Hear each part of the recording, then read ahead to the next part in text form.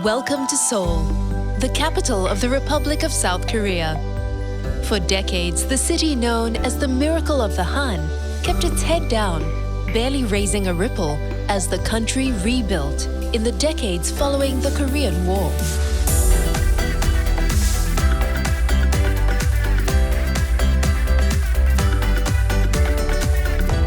Today, Seoul has re-emerged as an economic powerhouse and the epicenter of Hallyu, a Korean wave of culture that is sweeping the world's smartphones, food halls, and dance floors.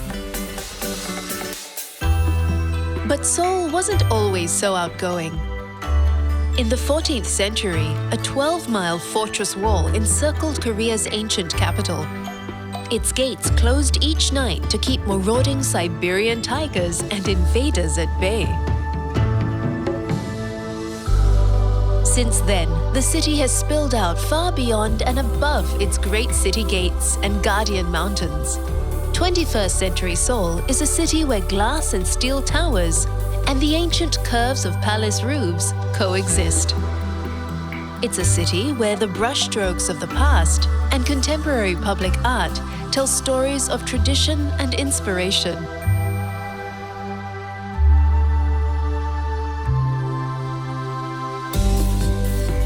Coming to grips with Seoul's incredible size and sweeping narrative can be a little daunting.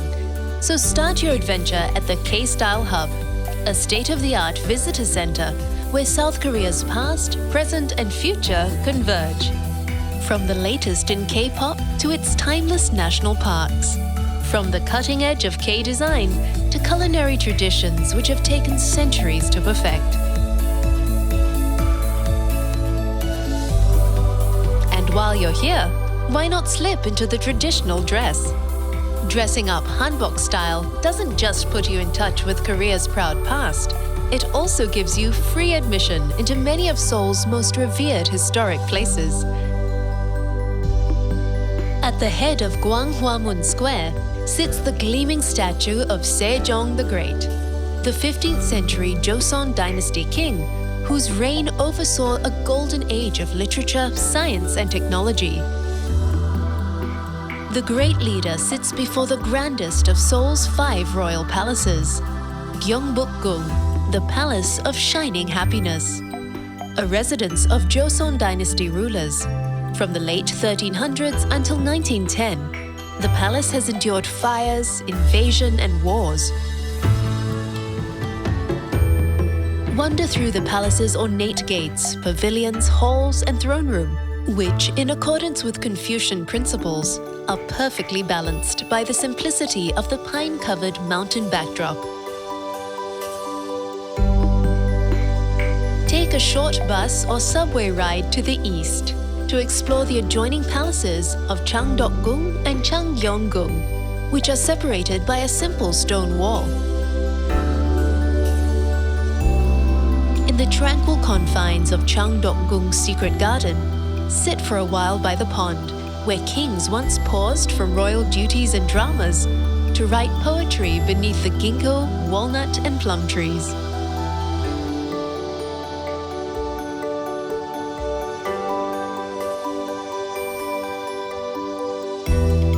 To the south, at Deoksugung Palace, see the changing of the guard, which takes place 3 times each day.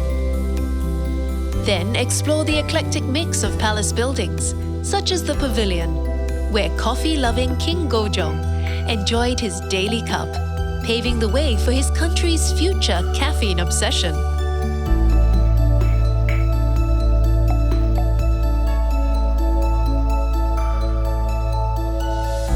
Just to the west is the last of Seoul's great palaces, Gyeonghuigung, a royal refuge in times of unrest.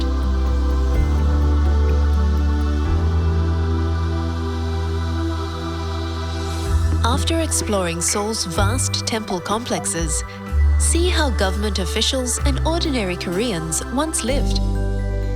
At the Namsangol Hanok village, ancient buildings and traditions have been preserved in one of the most scenic and tranquil areas of Seoul.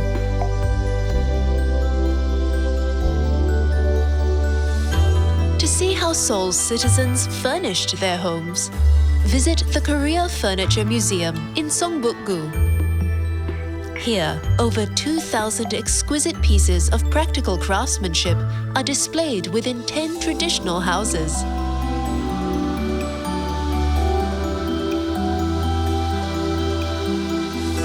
The story of Korean craftsmanship continues at the National Museum of Korea, which houses national treasures such as the 10-story pagoda and priceless white porcelain from the Joseon era.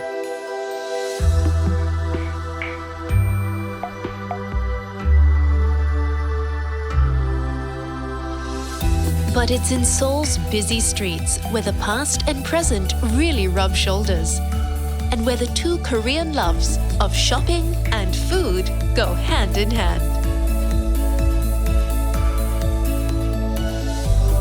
Close to Seoul's Great South Gate, step into Korea's largest marketplace, Namdaemun Market, where locals have been bargaining hard for over 600 years.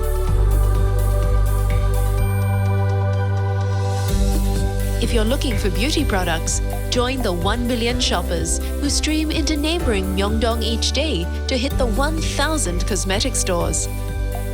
And when your head starts to spin, take a snack break. From lobster tails to foot-long ice creams, the options here are limitless.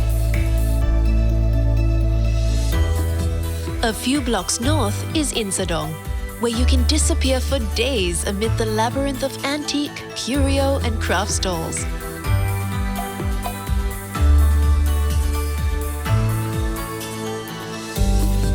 While just a short bus ride away, at the Dongdaemun Market, you could spend months browsing the fashions on offer in the area's 26 malls and 30,000 specialty shops.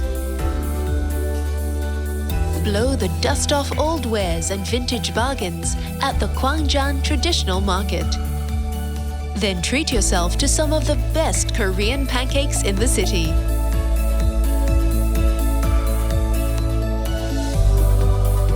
If you're a seafood lover, cross the river to the futuristic Noryangjin fish market, where the skillful vendors at 700 stalls sell, slice, and cook every kind of seafood imaginable.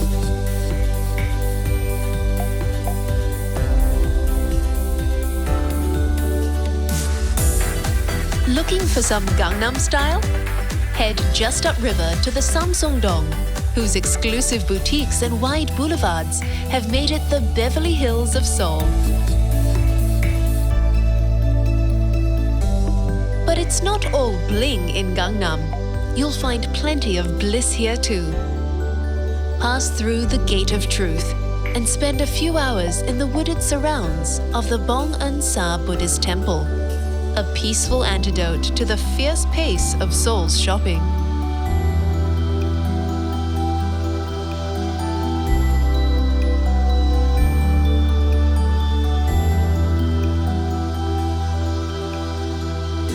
Seoul is filled with quiet spaces.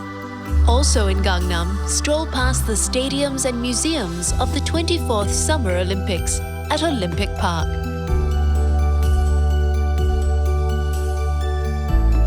Across the river, relax with locals amid the leafy glades of Seoul Forest.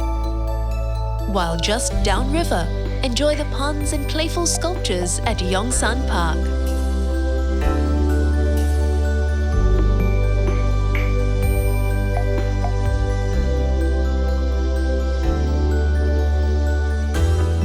Namsan is one of Seoul's guardian mountains, marking the southern limit of the ancient capital.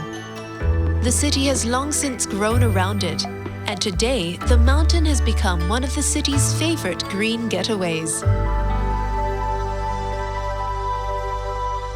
At Namsan Botanical Garden, follow the winding paths through fields of wild flowers and pine forests. Then hike or take the cable car to the peak and take in the sweeping views from the old city walls or from Seoul's iconic tower.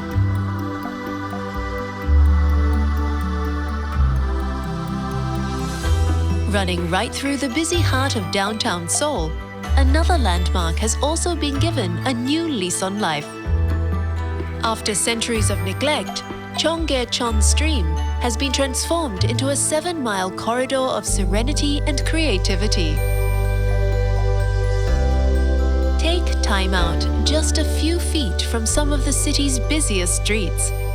In a space so quiet, you can sometimes hear the sweet sounds of birdsong and whispering lovers.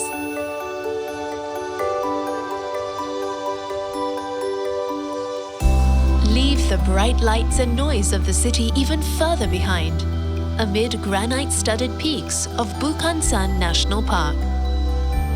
Take the 45-minute subway ride from central Seoul and spend the day hiking through the crisp mountain air, past ancient temples and rushing streams.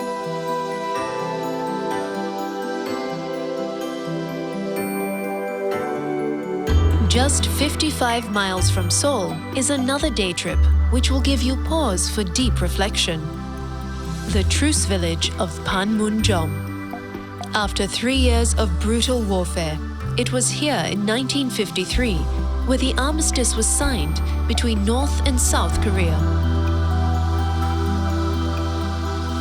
From the observation post, look out upon the eerie silence of the DMZ, the 2.5-mile-wide buffer zone that separates the two Koreas. Yet despite the tense atmosphere here, there is also a prevailing sense of hope.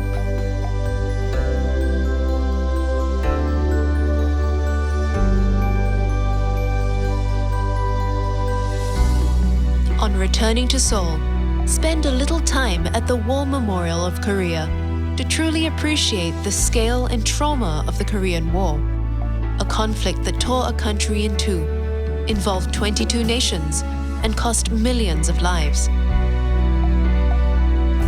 Besides displaying all the usual machinery of war, above all, this is a place of remembrance, longing, and determination.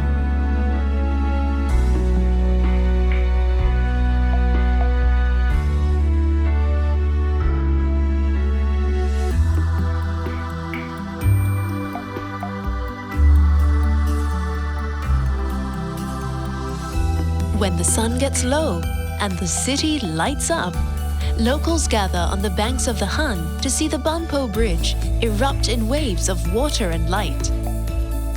It's in moments like these that South Koreans reflect on life's possibilities and are reminded that they are capable of anything they put their minds, imaginations, and hearts to. And Seoul, the miracle on the Han, is certainly proof of that.